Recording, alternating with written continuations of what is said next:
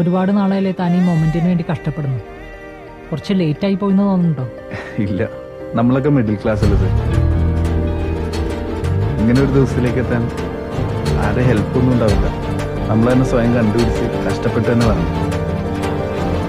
അപ്പൊ കുറച്ച് വൈകിയാണ് എത്തും. അല്ല